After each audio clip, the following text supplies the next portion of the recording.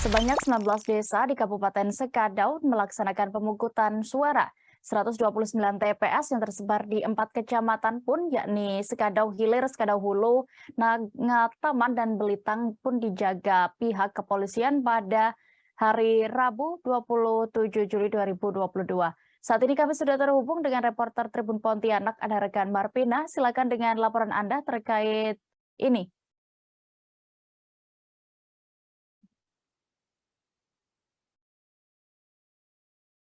Halo rekan Marpina. Ya, halo rekan Dea.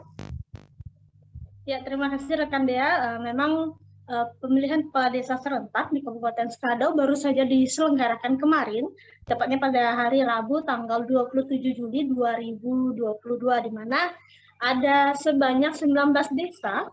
Ini dari 87 desa di Kabupaten Sekadau itu ada 19 desa yang melaksanakan pemilihan kepala desa secara serentak. Nah, 19 desa ini tersebar di beberapa kecamatan di Kabupaten Sekadau. Dari 7 kecamatan itu ada 4 kecamatan yang melaksanakan, di mana itu Kecamatan Sekadau Hilir, Kecamatan Sekadau Hulu, Kecamatan Ngataman, dan Kecamatan Belitang. Nah, dari 19 desa ini ada total sebanyak 129 TPS yang kemarin melaksanakan pemungutan suara. Itu dimulai dari jam 7 sampai jam 12 siang. Memang ini hanya dilaksanakan setengah hari karena menghitung dari jumlah warga di setiap desa tidak terlalu banyak.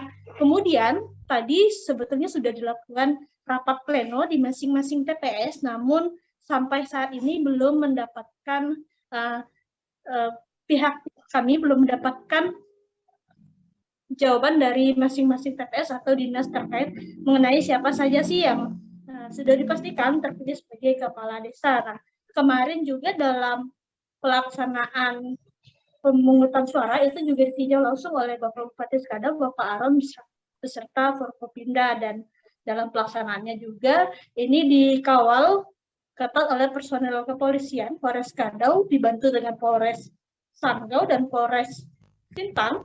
Ini total personil yang dikerahkan itu sebanyak 214 personil.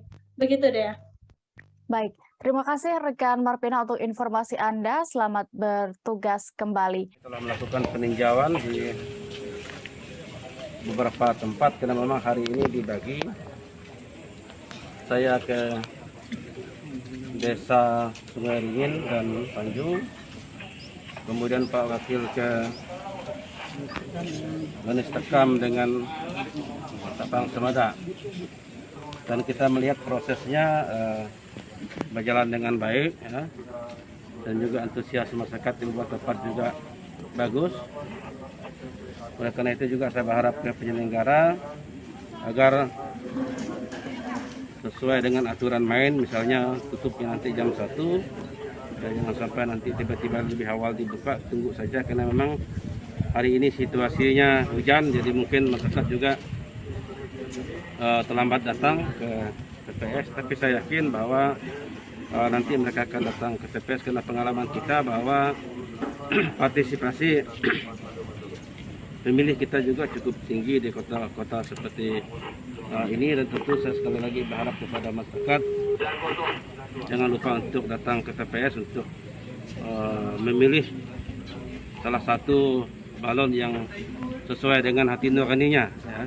Karena paling tidak selama ini para calon mungkin sudah menyampaikan visi misinya, niatnya kenapa dia maju menjadi calon kepala desa dalam rangka membangun desa ke depan yang lebih baik. Jangan lupa subscribe, share, komen, dan like ya.